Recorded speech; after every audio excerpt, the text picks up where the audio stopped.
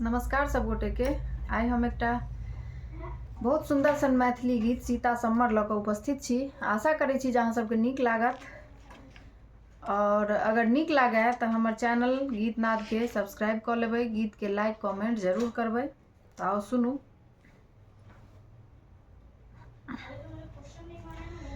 छोटी सुकुमारी सिया नामे नामे केसिया में हीरा मोती हार है। छोटी सुकुमारी सिया नामे नामे केसिया में हीरा मोती हार है। सुंदर सीता दई के झबरल केसिया में हीरा मोती हार है।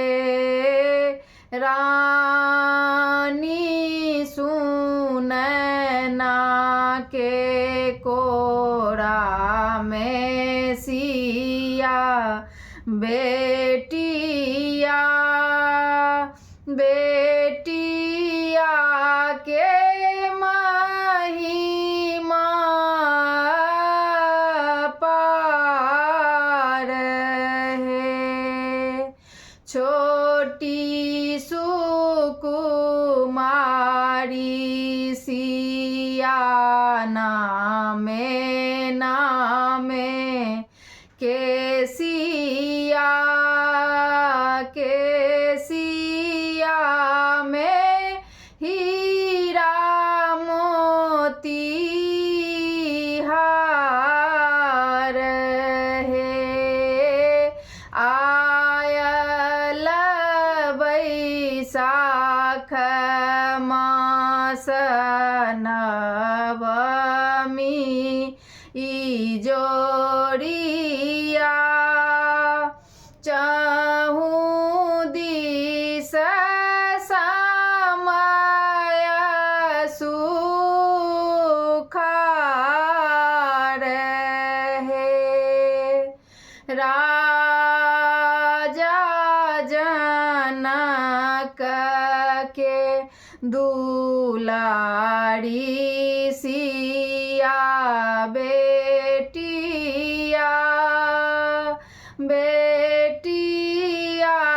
के महिमा पार है।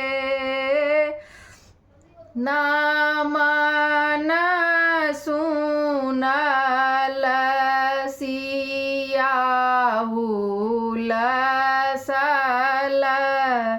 आँखिया ताही पर मुसकिया पार है।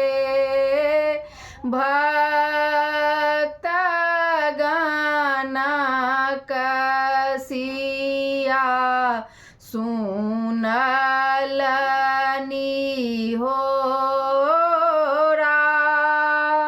भेली कमला कोसी गंडक धार है। नदिया के काते काते होयत केसरिया मिथिला होयत सुख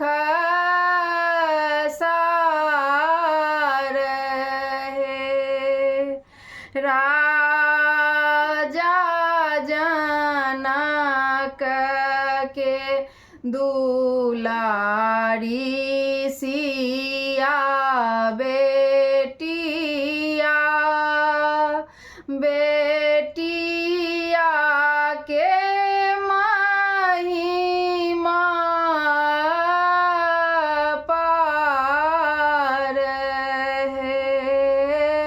राजा जनक के दुलारी सिया बेटिया प्रदीपक नाम हजार है। छोटी सुकुमारी सिया नामे नामे के